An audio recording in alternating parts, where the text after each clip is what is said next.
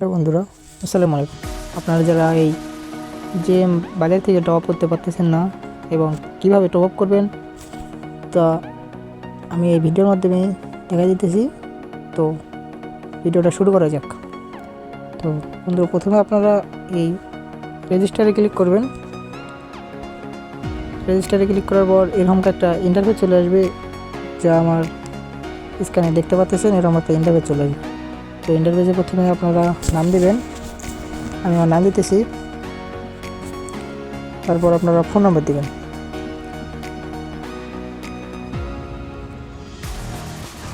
Phone number দিবেন, তারপর আপনারা ইমেল নাম্বার দিবেন। ইমেল নাম্বার দিবেন, তারপর এখানে পাসওয়ার্ড দিবেন। পাসওয়ার্ড যে কোনো এক সংখ্যার পাসওয়ার্ড দিলেই হবে, কিন্তু পাসওয়ার্ডটা 8 সংখ্যার হতে হবে। তো কনফার্ম পাসওয়ার্ড হচ্ছে আপনারা যে এই উপরে যে পাসওয়ার্ডটা দিয়েছেন এর নিচেও তো সেম পাসওয়ার্ডটা দিতে হবে। তো আমি দিতেছি। তারপর আপনারা এই রেজিস্টারে ক্লিক করবেন। তো তারপর আপনারা চেক করে নেবেন। তারপরে দেখবেন যে আপনার এই যে এই অ্যাকাউন্টটা খোলা হয়েছে। তো এখানে ক্লিক করে দেখবেন যে আপনার এই যে অ্যাকাউন্টটা ভেরিফাই হয়েছে, অর্থাৎ খোলা হয়েছে। এই দেখুন। তো তারপর আপনি কীভাবে টপ আপ করবেন তা আমি দেখে দিচ্ছি। তো এখানে এই যে প্রথমে লেখা আছে ইউআইডি টপ আপ বিডি, এখানে ক্লিক করবেন। ক্লিক করার পর আপনি যেটা সিলেক্ট করবেন এবং কি মারতে চান বা কত ডায়মন্ড টপ আপ করতে চান, তো সেখানে ক্লিক করবেন আপনার। তো আমি এই 25 ডায়মন্ড টপ আপ করবো, সেখানে সিলেক্ট করব। আমি সেখানে সিলেক্ট করি। তারপরে একটু নিচের দিকে আসবো। নিচের দিকে আসে এখানে লেখা আছে প্লেয়ার ইউআইডি, মানে আপনার যে গেমে ইউআইডি এটা আছে ওকে এটা সেখানে দেবেন। তো আমি আমার ইউআইডিটা দিতেছি। তারপরে নিচে আসবেন।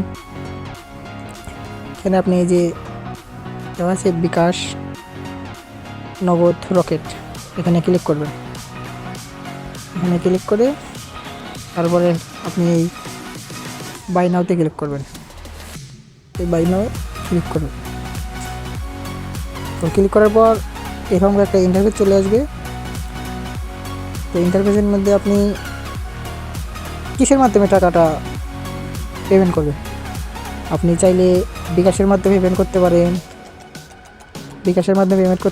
নগদের মাধ্যমে পেমেন্ট করতে পারেন, রকেটের মাধ্যমে পেমেন্ট করতে পারেন।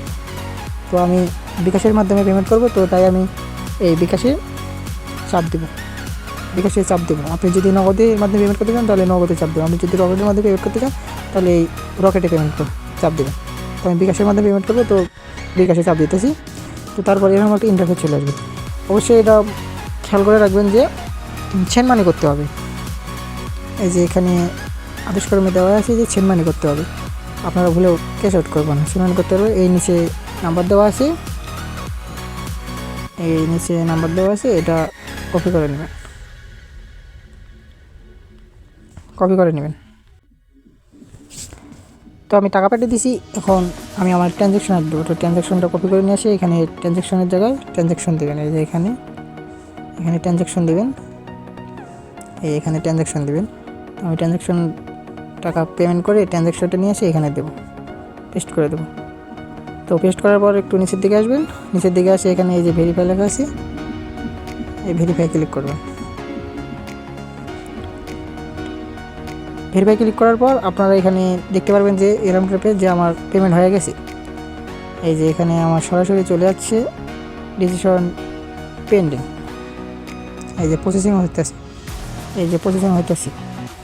তো এই প্রসেসিংয়ের জায়গায় যখন আমার অর্ডারটা ওরা কমপ্লিট করবে, আমার আইডিকে টপ আপ করে দেবে, তখন এই প্রসেসিংটা এখানে কমপ্লিট লেখা উঠবে। তো তখন আপনারা দেখতে পারবেন, তখন বুঝতে পারবেন যে আমার আইডিতে টপ আপ করা হয়ে গেছে। যদি কোনো ভুল বা কোনো কিছু হয়ে থাকে তো আপনারা একটু সরাসরি নিচে আসবেন। নিচে এসে এখানে আমাদের হোয়াটসঅ্যাপ নাম্বার দেওয়া আছে, এই হোয়াটসঅ্যাপ নাম্বারে সরাসরি যোগাযোগ করতে পারেন।